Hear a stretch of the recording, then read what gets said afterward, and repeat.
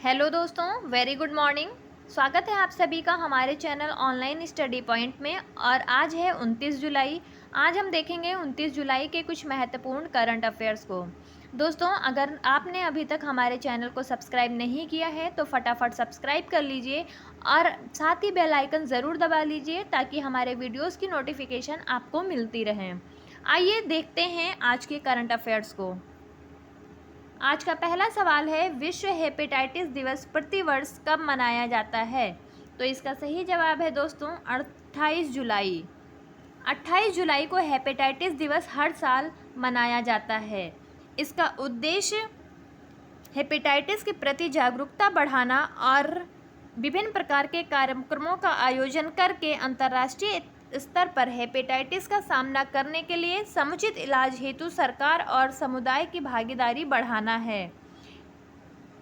इससे लीवर में सूजन, गंभीर बीमारी और लीवर कैंसर बनने का खतरा होता है।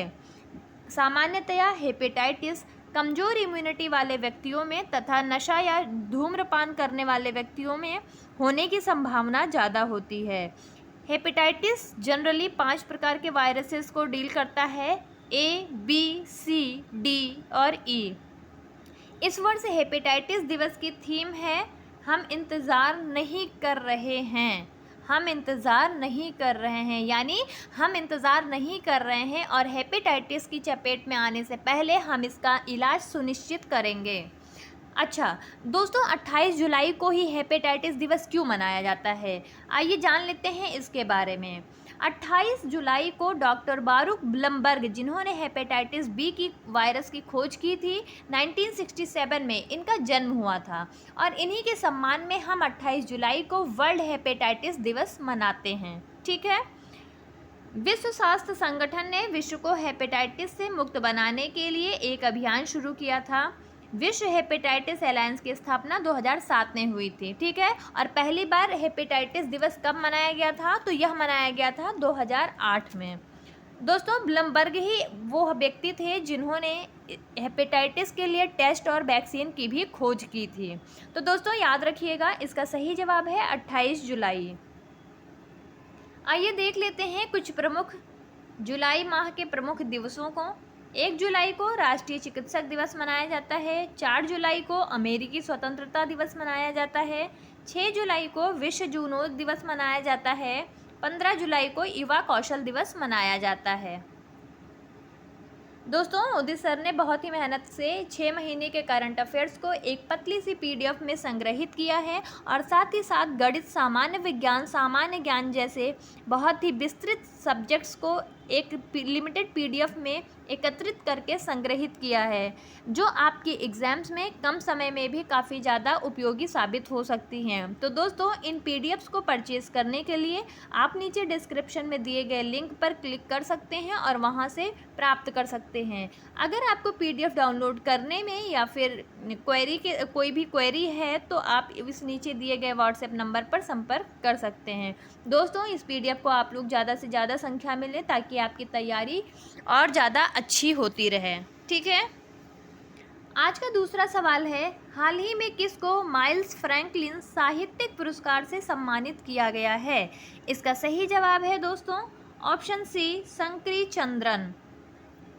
ये है शंकरी चंद्रन जी, जैसा कि आप पिक में देख रहे हैं, और इनकी 3rd नोवेल है चाय टाइम एट सिनेमन गार्डन्स। इसी के लिए इनको माइल्स फ्रैंकलिन साहित्यिक पुरस्कार दिया गया है। दोस्तों, ये मूल रूप से श्रीलंका की रहने वाली हैं और ये ऑस्ट्रेलिया में लेखिका के रूप में रह रही थी और बाय प्रोफेशन ये एक लॉयर थी। ठीक है। पुरस्कार के पिछले विजेताओं में थिया एस्टली, जेसिका एंडरसन और टिम बिंटन जैसे प्रशंसित लेखक शामिल थे। माइल्स फ्रैंकलिन साहित्यिक पुरस्कार के बारे में जान लेते हैं। यह उच्चतम साहित्यिक योग्यता वाले उपन्यास को दिया जाने वाला एक वार्षिक पुरस्कार है जो ऑस्ट्रेलियाई जीवन के कुछ पहलुओं की पड़ताल करता है। तो इसका सही जवाब है शंकरी चंद्रन और इनकी उपन्यास का नाम क्या है? चाय टाइम एट सिनेमन गार्डन्स। ठीक है, आगे बढ़ते हैं। 2023 में दिए गए कुछ प्रमुख पुरस्कार देख लेते हैं। ऑर्डर ऑफ द नील से किससे नवाजा गया है? नरेंद्र मोदी जी को। गवर्नर ऑफ द ईयर 2023 का अवार्ड किसे दिया गया है? शक्तिकांत दास को।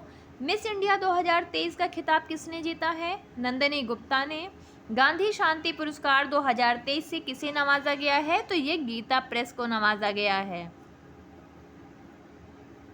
सवाल नंबर 3 है, हाल ही में किसने विश्व का सबसे बड़ा निजी संचार उपग्रह जुपिटर 3 लॉन्च किया है? इसका सही जवाब है option B, space x.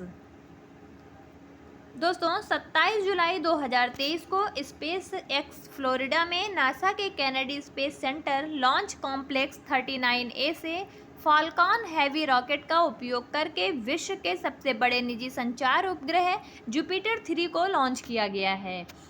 California के पालो आल्टो में मैक्सर टेक्नोलॉजीज द्वारा विकसित जुपिटर 3 उपग्रह अब तक का निर्मित सबसे बड़े वाणिज्यिक संचार उपग्रह के रूप में रिकॉर्ड रखता है। तो दोस्तों यह किस रूप में रिकॉर्ड रखता है? तो यह सबसे बड़ा कॉमर्शियल कम्युनिकेशन सैटेलाइट के रूप में रिकॉर्ड रखता है। आइए जान लेते हैं नासा के बारे में। नासा का गठन 19 जुलाई 1948 को राष्ट्रीय वैमानिकी और अंतरिक्ष अधिनियम के तहत हुआ था। इसके पूर्ववर्ती राष्ट्रीय वैमानिकी सलाहकार समिति के स्थान पर किया गया था। नासा का फुल फॉर्म क्या होता है दोस्तों? तो national aeronautics and space administration. इसका मुख्यालय कहाँ पर है? तो इसका मुख्यालय वाशिंगटन DC अमेरिका में है। हमारा आज का अगला सवाल है, हाल ही में दुनिया के सबसे बड़े म्यूजियम युगे युगीन भारत का निर्माण किस शहर में किया जाएगा? इसका सही जवाब है दोस्तों ऑप्शन ए, नई दिल्ली। प्रधानमंत्री नरेंद्र मोदी ने दिल्ली में दुनिया के सबसे बड़े म्यूजियम युगे युगीन भारत के निर्माण की घोषणा की है। दोस्तों यह जो स्टेटमेंट है युगे युगीन भारत, यह कहाँ से लिया गया है? तो यह संस्कृत का शब्द है और जिसका अर्थ होता है शाश्वत भारत, यानी जिसका कोई अंत ना हो, जो निरंतर चलने वाला हो। ठीक है, तो इसका शाश्वत भारत। इस इमारत में भारतीय सभ्यता की निरंतर यात्रा का पता लगाने वाले विभिन्न खंड होंगे और इस संग्रहालय में 5000 से अधिक वर्षों की भारत की समृद्ध सभ्यता संस्कृति प्रदर्शित की जाएगी तथा साथ ही साथ विज्ञान, प्रौद्योगिकी एवं गणित में भारत के योगदान को भी प्रदर्शित किया जाएगा। और यह म्यूजियम 1.17 लाख वर्ग मीटर में फैला होगा, जहां 950 कमरे बनाए जाएंगे। ठीक है दोस्तों, तो इसका सही जवाब है नई दिल्ली। आइए देख लेते हैं भारत में होने वाली पहली चीज़ों को जो इम्पोर्टेंट हैं आपके एग्जाम्स के लिए। भारत का पहला डिजिटल साइंस पार्क कहाँ बनेगा? केरला में। भारत का पहला संविधान साक्षर जिला कौन सा बना है? कोल्लम, केरल में है। जैसा कि आपको पता भी होगा कि सबसे ज़्यादा साक्षरता दर हमारे भारत में केरल राज्य की ही है, 93% थी। ठीक है, भारत का प्रथम सेमीकंडक्टर संयंत्र कहाँ खुलेगा? ये धौलरा, गुजरात में खुलेगा। पहली अंडर वाटर मेट्रो ट्रेन का सफल ट्रायल कहाँ हुआ है? तो दोस्तों यह हुआ है कोलकाता में। याद रखिएगा, इन तथ्यों को आपके एग्जाम में पूछे जा सकते हैं। आज का 5वां प्रश्न है हमारा, हाल ही में भारत के 83वें शतरंज ग्रैंड मास्टर कौन बने हैं? इसका सही जवाब है ऑप्शन सी, आदित्य एस सामंत। ये हैं आदित्य एस सामंत जी, आप पिक में देख रहे हैं, ये हैं आदित्य एस सामंत। महाराष्ट्र के 17 वर्षीय शतरंज के प्रतिभावान खिलाड़ी हैं। इन्होंने 83वें शतरंज ग्रैंड मास्टर बनने से पहले इंटरनेशनल मास्टर का खिताब जीता हुआ था। बील शतरंज MTO 2023 टूर्नामेंट में उनका सामना 9वें राउंड में साथी भारतीय खिलाड़ी आर्यन चोपड़ा से हुआ था। तेलंगाना के बी प्रणीत मई में भारत के 82वें ग्रैंड मास्टर बने थे। 82वें ग्रैंड मास्टर कौन थे? तो वी प्रणीत थे। और अब 83वें ग्रैंड मास्टर कौन बन गए हैं? तो वो बन गए हैं आदित्य एस सामंत। दोस्तों याद रखिएगा, ऐसे क्वेश्चन अक्सर एग्जाम में पूछे जाते हैं। देख लेते हैं कुछ महत्वपूर्ण खेल पुरस्कार 2023 को। दोहा डायमंड लीग 2023 किसने जीता है? नीरज चोपड़ा ने। सुदीरमन कप 2023 किसने जीता है? चीन ने। दोस्तों ये सुदीरमन कप जो है ये किससे रिलेटेड है? तो ये बैडमिंटन से रिलेटेड है, याद रखिएगा। इटालियन ओपन 2023 किसने जीता है? डेनिल मेदवेदेव ने। फ्रेंच ओपन 2023 किसने जीता है? तो ये नोवाक जोकोविच ने जीता है। आइए देखते हैं अगला प्रश्न। एशियाई युवा और जूनियर वेट लिफ्टिंग चैंपियनशिप 2023 का आयोजन किस राज्य में किया जा रहा है? तो इसका सही जवाब है दोस्तों ऑप्शन ए उत्तर प्रदेश।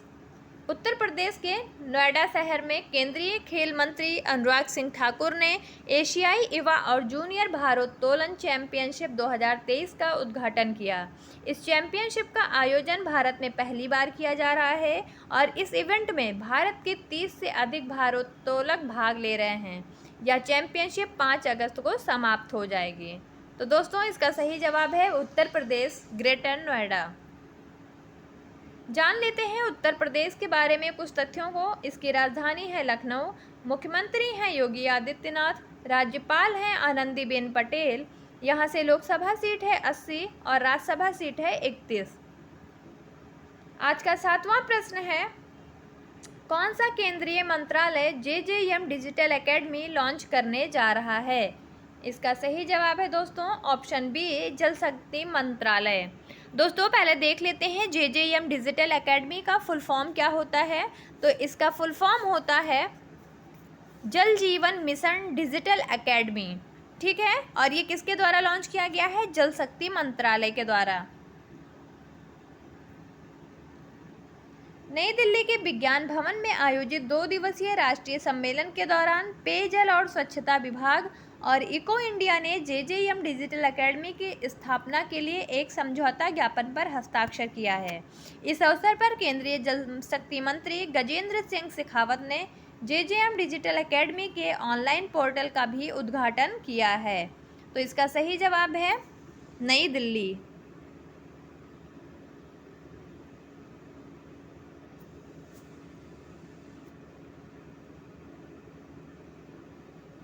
आइए देख लेते हैं प्रमुख ऐप एवं पोर्टल्स को जो 2023 में लॉन्च किए गए हैं।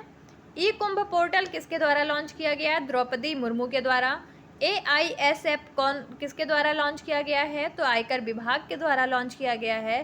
तंबाकू छोड़ो ऐप किसके द्वारा लॉन्च किया गया है? WHO के द्वारा, यानी वर्ल्ड हेल्थ ऑर्गेनाइजेशन। आब प्रहरी ऐप किसके द्वारा लॉन्च किया गया है? तो ये IIT दिल्ली के द्वारा लॉन्च किया गया है। दोस्तों ऐसे ऐप्स और पोर्टल्स भी बहुत ज़्यादा पूछे जाने लगे हैं, क्योंकि जब से हमारे डिजिटल इंडिया को बनाने का प्रयास स्टार्ट हुआ है तब से इन ऐप्स की योगदान बहुत ही ज़्यादा बढ़ गए हैं, ठीक है। तो याद रखिएगा। आज का अगला सवाल है, इंटरनेट रैनसमवेयर वायरस का नाम क्या है? जिसके संबंध में CERT इन ने एक एडवाइजरी जारी की है। इसका सही जवाब है दोस्तों option C Akira. Indian computer emergency response system ने अकीरा नाम के इंटरनेट रैनसमवेयर वायरस के संबंध में एक एडवाइजरी जारी की है। यह मालवेयर विंडोज़ और लिनक्स आधारित सिस्टम को लक्षित करके व्यक्तिगत जानकारी चुराता है और जबरन वसूली योजना के माध्यम से पीड़ितों से पैसे निकालने के लिए उनका डेटा एन्क्रिप्ट कर देता है। दोस्तों जैसा कि पता ही है आप लोगों को कि आजकल ऑनलाइन हैकर्स बहुत ही ज़्यादा एक्टिव हो गए हैं, तो उन्हीं में से एक इंटरनेट रैनसमवेयर वायरस अकीरा नाम का खोजा गया है, जो लोगों की व्यक्तिगत जानकारी को हैक कर लेता है और उनसे फिरौती के रूप में कुछ पैसों की डिमांड करता है और उनका डेटा एन्क्रिप्ट कर देता है, ठीक है। अगला सवाल है हमारा, प्रवर्तन निदेशालय के निदेशक कौन हैं जिनका कार्यकाल बढ़ा दिया गया है? इसका सही जवाब है दोस्तों SK मिश्रा, यानी संजय कुमार मिश्रा। दोस्तों ये काफ़ी चर्चा में रहे थे क्योंकि इनके कार्यकाल को लेके काफ़ी ज़्यादा विवाद हो गया था और सुप्रीम कोर्ट में चैलेंज भी किया गया था, क्योंकि इनको एक बार निदेशक नियुक्त करने के बाद सरकार ने इनके कार्यकाल को 3 बार बढ़ाया है। यह तीसरी बार है जब इनका कार्यकाल बढ़ाया गया था।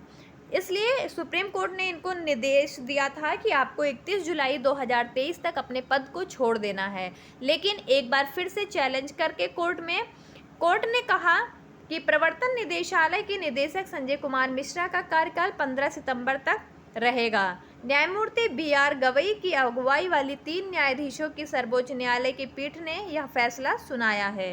कोर्ट के पिछले फैसले के अनुसार मिश्रा का कार्यकाल 31 जुलाई को समाप्त होना था क्योंकि उन्हें दिए गए पिछले सेवा विस्तार को गैर कानूनी माना गया था। संजय कुमार मिश्रा भारतीय राजस्व सेवा के 1984 के बैच के अधिकारी रहे हैं। एस.के. मिश्रा।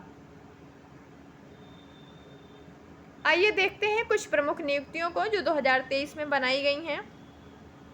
UIDAI के नए CEO कौन बने हैं? अमित अग्रवाल बने हैं। BCCI के नए चेयरमैन कौन बने हैं? रोजर बिन्नी। BCCI का फुल फॉर्म क्या होता है? Board of control for cricket in India. Establishment कब हुई थी इसकी? दिसंबर 1928 में। इसकी हेडक्वार्टर कहाँ पे है? तो यह है मुंबई में।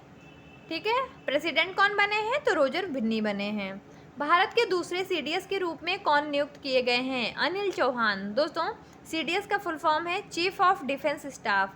जैसा कि हम सबको पता है, आपको भी पता ही होगा कि पहले CDS कौन बने थे? जनरल बिपिन रावत बने थे, जिनकी एक हेलीकॉप्टर दुर्घटना में मौत हो गई थी और तभी दूसरे CDS बनाए गए जिनका नाम अनिल चौहान है। परमाणु ऊर्जा आयोग के अध्यक्ष कौन है? AK मोहंती। दोस्तों, याद रखिएगा इन नियुक्तियों को, ये बहुत ही आपके एग्जाम के लिए इम्पॉर्टेंट हैं। आज का आखिरी सवाल है हमारा, फूड डिलीवरी प्लेटफॉर्म स्विगी ने सह ब्रांडेड क्रेडिट कार्ड लॉन्च करने के लिए किस बैंक के साथ साझेदारी की है?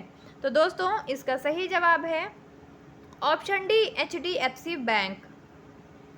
फूड डिलीवरी प्लेटफॉर्म स्विगी ने सह ब्रांडेड क्रेडिट कार्ड लॉन्च करने के लिए HDFC बैंक के साथ हाथ मिलाया है। स्विगी HDFC कार्ड ग्राहकों को फूड डिलीवरी प्लेटफॉर्म पर खर्च पर 10% कैशबैक देगा।